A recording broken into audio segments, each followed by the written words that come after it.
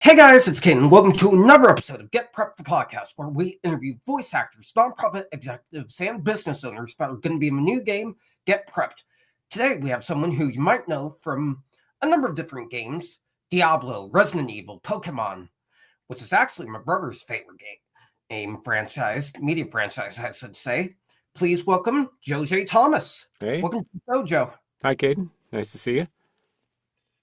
All right, nice to see you. My first question for you is, what's your favorite project that you've worked on so far and why?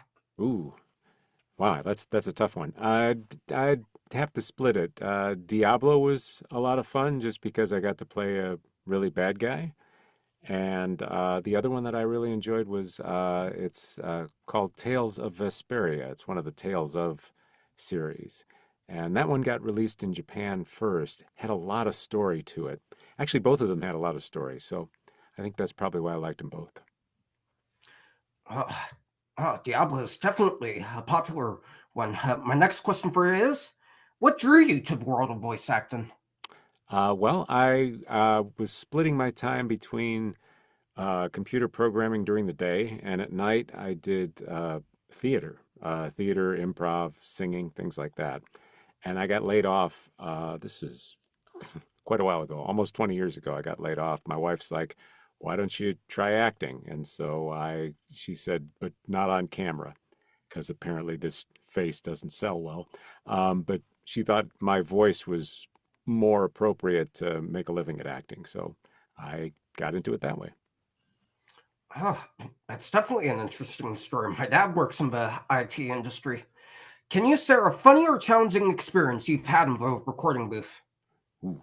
Um, yeah, I did a character for World of Warcraft, who when they in the audition they described him as his voice sounds like ice cracking, and I'm like, okay, I have no idea what that means, but I gave it a shot, and I got cast, and the voice ended up becoming something like shaman, which is really like it's mostly breath.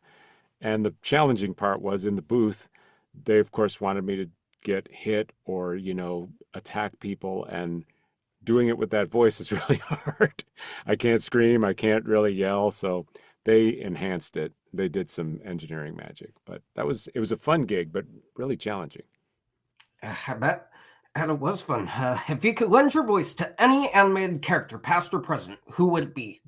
Ooh, I'd probably want to be like a Bugs Bunny, one of the Warner Brothers characters, if I could choose that. But of course, they choose who they want, and they've got a stellar cast right now.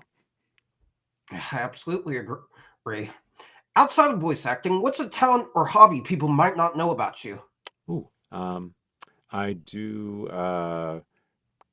comedy or parody songs, and my voice was used uh, uh, in a toy.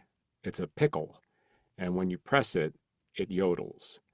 And that on its own has gotten me a lot of coverage. Weird Al reviewed it. It's been on Good Morning America. Um, and do you know the band Gorillaz?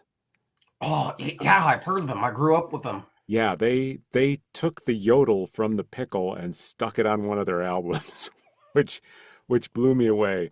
So some singing is kind of a side thing for me. I don't really make a living at it, but I get a gig here and there.